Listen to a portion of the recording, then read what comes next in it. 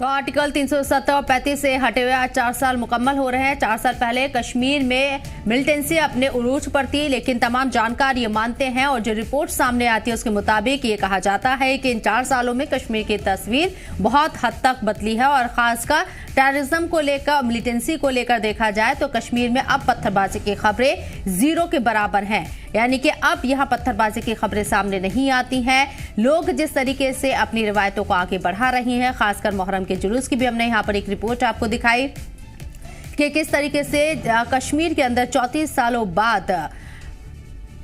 9वीं मुहर्रम का जुलूस और आशूरा का जुलूस निकाला। क्या ये अलामत है, ये बताने की कोशिश है कि कश्मीर में अब चीजें मामूल पर लौट रही हैं। लेकिन वहीं दूसरी तरफ जो अपोजिशन जमातें हैं वो कई तरह के मुद्दे भी उठाती हुई नजर आती हैं। लेकिन कश्मीर किस हद तक बदल रहा है, इसकी तस्वीरें, जो नए प्रोजेक्ट वहां पर चल रहे हैं, तरक्याती काम चल रहे हैं, ब्यूटिफिकेशन का काम हो रहा है, ये कई ऐसी चीजें हैं जो बदले हुए कश्मीर को दिखाने की कोशिश कर रही हैं।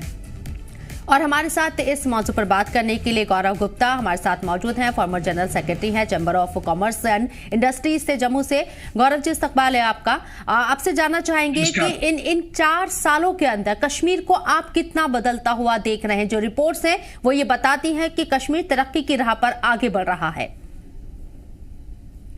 देखिए, आज मैं मुबारकबाद देना चाहता हूं। आज जब एब्रोगेशन 370 और 35 से हटने के बाद आज 4 साल पूरे हुए हैं और एक बहुत बड़े बदलाव से हम सब निकले हैं और ये जो एक चेंज है वो विजिबल भी है, बिल्कुल मैं कहूंगा वो सामने दिखती है। आज जब हम टेररिज्म की बात करें, स्टोन पेल्टिंग की बात करते हैं, या जब हम सेपरेटिज्म जो लीडर्स थे, सेपरेटिस्ट लीडर है, उनकी बात करते हैं, एक जो मैं आज मुबारकबाद की पात्र है आज की हमारी केंद्र सरकार की, जिस तरीके इन 4 सालों में जो बदलाव दिख रहा है, मैं उसकी जितनी भी तारीफ करूं उतनी कम है। अभी आपने थोड़ी देर में पहले कहा कि 34 साल के बाद एक ऐतिहासिक यहाँ पे मुहर्रम का एक जुलूस निकाला गया। उसके अलावा अगर मैं बात करूं कश्मीर के या जम्मू कश्मीर के हवाले से, G20 का समिट एक बड़े बेहतरीन तरीके से पूरा कंक्लूड होना। मैं माननीय उपराज्यपाल जो यहाँ पर हमारी सरकार के जो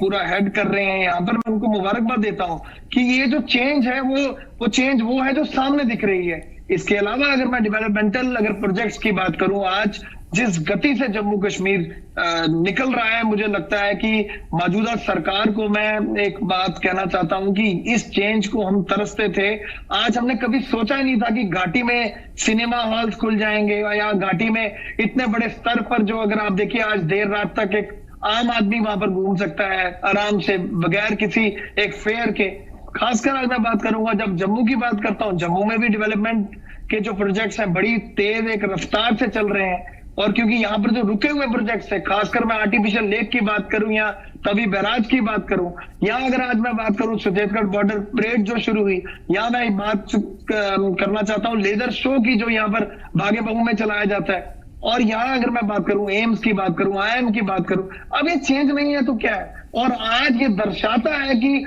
जो एक 4 साल का जो अरसा है और इतना कुछ उसमें बदलाव जो सामने देखने को मिला है, आज मुबारकबाद के पात्र है हमारे माननीय हमारे प्रधानमंत्री जी और गृह मंत्री जी अमित शाह जी। गौरव जी, आपको क्या लगता है, एक तरफ जहां मिलिटेंसी के ऊपर हम बात करते हैं, जहां बहुत कमी आई है यहाँ मिलिटेंसी के अंदर, और पत्थरबाजी की हमने बात करी, जीरो के बराबर है पत्थरबाजी की खबरें, अब सुनाई नहीं देती है। लेकिन कश्मीर में हमने देखा इन 4 सालों से पहले कि आए दिन कर्फ्यू लगे रहते थे यहाँ और लोग अपने घर से बाहर नहीं निकल पाते थे। आज कश्मीर बदला हुआ नजर आ रहा है। जम्मू कश्मीर का मेन इनकम सोर्स क्या है? एक सयाहत है, इसके साथ साथ फ्रूट्स हैं, मेवाजात हैं, ये जो बिजनेस है, आपको लगता है कि इसके इतर और भी कुछ चीजें ऐसी हुई है जम्मू कश्मीर के अंदर जो यहाँ की इकोनॉमी को बूस्ट कर रही है? मैडम, जब आप इकोनॉमी की बात करते हैं, एक बड़े स्तर पर आज मैं बात करना चाहता हूँ, एक ताड़ अगर आप देखें आज टूरिस्ट के हवाले से, अगर मैं टूरिज्म के हवाले से अगर मैं बात करूं, 1,88,00,000 का जो आंकड़ा आना, नए आंकड़े टूट रहे हैं, तो ये सब क्या दर्शाता है? जब टूरिस्ट यहाँ पर आएगा, ऑटो मोड पर यहाँ पर इकोनॉमी हमारी ग्रो करेगी। आज मैं हॉर्टिकल्चर की बात करूं, आप सैफरॉन की मैं अगर मैं बात करूं, आप हर स्तर पे ही देख लीजिए कि आज डेवलपमेंट के एक बहुत बड़े मदर से जम्मू कश्मीर निकल रहा है। और मुझे लगता नहीं है कि अगर हम इस पे बात करें या इस पे टिप्पणियां करें कि क्या बदलाव है, मुझे लगता है कि एक आम अगर आज नागरिक से पूछा जाए, उस एक बड़ा क्लियर कट जवाब होगा कि हमें तमाम अपनी पॉलिटिक्स या अपने उस एनालाइज को छोड़कर आज हमें एक आम नागरिक की बात करनी है, जो कि आज एक स्वीकार कर रहा है और जो देख रहा है जो चेंज है एक बड़े स्तर पर है, खासकर जम्मू कश्मीर को लेकर। आज मैं बात करना चाहूंगा, जैसे ही ये ऐलान हुआ और एब्रोगेशन 370 और 35 से हटने के बाद यहाँ पर हमारे इंडस्ट्री सेक्टर की मैं अगर बात करूं, कई किस्मों की इंडस्ट्री है, खासकर मैं अगर बेवरेजेस की बात करूं या अंधारी बेवरेजेस की बात करूं, उसके बाद फार्मा की इतनी इंडस्ट्रीज है जिन्होंने यहाँ पर अपना जम्मू कश्मीर की तरफ अपना रुख किया। तो ये बदलाव नहीं है और क्या है। अभी आपने पीछे देखा कि कश्मीर में पारस हॉस्पिटल का खुलना, तो ये सब बदलाव है जो सामने दिख रहा है। और आज दोबारा मैं कहना चाहूंगा कि मुबारकबाद की पात्र है आज की केंद्र सरकार। गौरव जी, एक सवाल आपसे समझना चाहूंगी, इन 4 सालों के अंदर जम्मू कश्मीर को तकरीबन कितना इन्वेस्टमेंट मिला होगा, कितना बिजनेस मिला है, जो लोग यहाँ पर इन्वेस्ट कर रहे हैं, और यहाँ के नौजवानों के लिए वो कितना मुफीद है? देखिए, जहां पर मैं अपनी इसकी बात करूंगी कि बिजनेस कितना मिला है, अब आपको ना 2 चीजें हैं जो आपस में कोरिलेट करनी होगी जब हम इकोनॉमी की बात करते हैं। अब मैंने आपको सामने आंकड़े रखे, टूरिस्ट के जो आंकड़े थे पिछले साल के खासकर, और इस साल के भी आंकड़े जो आ रहे हैं वो इतने हैरान करने वाले आंकड़े आ रहे हैं कि जिसकी कोई उम्मीद ही नहीं थी हमें। बिकॉज अगर हम इसकी टोटलिटी में, अगर हम एक ब्रॉड एस्पेक्ट में अगर हम बात करें, एक होलिस्टिक अप्रोच से, एक प्रोएक्टिव अप्रोच से सरकार ने काम किया और जिसका जमीनी स्तर पर अब सब कुछ दिख रहा है। ऑटो मोड पे जब हमारे इतने बड़े स्तर पे टूरिस्ट का यहाँ पे आना, और आज अगर आप मुझे कहेंगे कि फिगर्स को कोट करो, मुझे लगता है कि वो फिगर्स को कोट करने की आज आवश्यकता नहीं पड़ सकती, क्योंकि अनइमेजिन यहाँ पर एक पोटेंशियल जो है वो देखने को मिल रहा है। और जिस तरीके की पूरे डेवलपमेंट एक स्तर पर आज जम्मू कश्मीर निकल रहा है, आने वाले कुछ सालों में मेरे को पूरी उम्मीद है कि आने वाले कुछ ही सालों में एक जम्मू कश्मीर नए एक आंकड़े तोड़ेगा और जिसको पूरा हिंदुस्तान एक विटनेस करेगा। आने वाले 5 सालों की अगर मैं बात करूं, कमिंग 5 इयर्स में आप जम्मू कश्मीर को कहां स्टैंड पाते हैं? मैं तो आने वाले 5 साल में जिस तरीके से प्रगति के यहाँ पर जो डेवलपमेंट के यहाँ पर काम चल रहे हैं, मैं तो जम्मू कश्मीर को on the top of the world देखता हूँ कि सबसे ज्यादा पोटेंशियल और सबसे ज्यादा इकोनॉमी की अगर अभी लिथियम का यहाँ पर रियासी में मिलना, और रियासी में ही हमारे जो आपने देखिए कि वर्ल्ड का हाईएस्ट अगर रेल ब्रिज वहां पर बना, तो ये सामने दर्शाता है कि आने वाला जो अगले 5 साल एक बड़े सुनहरे पल हैं जम्मू कश्मीर के। और खासकर जम्मू कश्मीर सरकार जिस तरीके से अपनी रोज की अगर मैं बात करूं नई पॉलिसीज लाकर यहाँ पर जो चेंज जो हमें दिख रही है, मुझे लगता है कि बड़ी अनइमेजिनेशन की आज मैं बात करता हूं कि एक ऐसी फिगर्स होंगी जिसको हम आज अंदाजा ही नहीं लगा सकते। पर सवाल है इसको पूरा अच्छे तरीके से चैनलाइज करें, इसको पूरा ग्राउंड पर जिस तरीके से सरकार लगी हुई है, इसी सेम प्रयास से सरकार। लेकिन जैसे कि आपने कहा कि जिस तरीके से सरकार लगी हुई ऐसे ही प्रयास करती रहे, लेकिन बहुत जल्द जम्मू कश्मीर के अंदर इलेक्शन भी होंगे। 370 को लेकर सुप्रीम कोर्ट में समाअत भी चल रही है लगातार। आपको क्या लगता है कि जो 5 साल का सपना आप अभी देख रहे हैं वो थोड़ा जल्दबाजी होगा क्या? मैं जल्दबाजी की बात नहीं कर रहा, मैं बिल्कुल खुले माहौल में आज आपसे खुल के बात कर रहा हूं। हमने कभी सोचा ही नहीं था कि इतने बड़े स्तर पर यहाँ पर जम्मू कश्मीर में डेवलपमेंट होगी। क्या अगर मैं बात करता हूँ नेशनल हाईवेज की, अगर मैं बात करूं, खासकर मैं जम्मू खित्ते जहां का मैं रहने वाला हूँ, यहाँ पर तो हर दूसरे दिन हमें कोई नई चीज दिखती है। तो मैं खुली हवा में, तो देखो चेंज वो है जो सामने दिखे, और जब वो सामने दिख रही है उसी चीज को मैं देख के मैं सारी बात आपके सामने रख रहा हूं। आज अगर हिंदुस्तान की अगर इकोनॉमी की मैं बात करूं, आज कितने बड़े स्तर पर, कितने बूम और कितने बड़े स्तर पर निकल रही है, तो मैं उसी सारी कैलकुलेशंस को ही देखकर अगली बात कर रहा हूं कि जिस तरीके यहाँ पर रोड हाईवेज के काम चल रहे हैं, खासकर दिल्ली अमृतसर और कश्मीर का जो हमारा प्रोजेक्ट है उसकी बात करूं, या मैं दिल्ली अमृतसर कटरा हाईवे की बात करूं जो बनने जा रहा है, और इतने बड़े यहाँ पर स्तर पर जो डेवलपमेंट के काम चल रहे हैं, इन्हीं सारी चीजों को मैं देखते हुए, इन सब का कॉग्निजेंस लेते हुए मैं ये बात कर रहा हूँ। कश्मीर का, जम्मू कश्मीर का मैं बात कहूंगी, जम्मू कश्मीर का ऐसा अभी कौन सा शोबा है जिसमें और ज्यादा काम करने की जरूरत है, जो कश्मीर की तरक्की में 4 चांद लगा सकता है? देखिए, जहां पर आप कश्मीर की बात कर रहे हैं, आज मैं Jammu Kashmir as a whole की बात करता हूं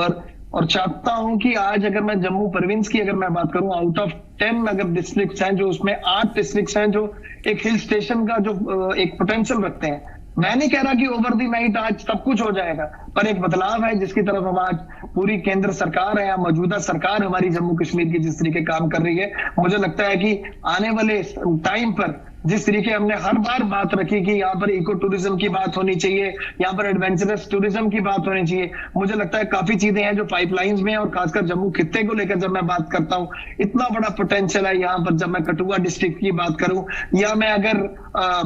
डोडा की बात करूं, या किश्तवाड़ की बात करूं, या रामबन की अगर मैं बात करूं, या मैं पुंछ की बात करूं, या मैं उधमपुर की बात करूं, आज फोकस है इस साइड पे भी फोकस करने का और एक पूरा ध्यान देने का, इस साइड के भी सारा एक कॉग्निजेंस लेने का आज मतलब टाइम आ चुका है, जहां पर एक बड़े स्तर पर एक इकोनॉमी यहाँ की बूस्ट हो सकती है। और मुझे लगता है सरकार बिल्कुल उसकी एक दिशा पे चल रही है और आने वाले कुछ 5 सालों में जिसकी हम बात कर रहे हैं, एक सुनहरा जम्मू कश्मीर होगा। चलिए, आप हमारे साथ बने रहे। हमारे साथ मिस राशिदा मीर भी इस चर्चा में जुड़ गई हैं, स्पोक पर्सन है women's wing Bharatiya Janata party से श्रीनगर से। राशिदा जी, आपका भी इस्तकबाल है। मैं आपसे जानना चाहूंगी, इन 4 सालों के अंदर खवातीन के लिहाज से जम्मू कश्मीर कितना बदला है आर्टिकल 370 और 35A के हटने के बाद?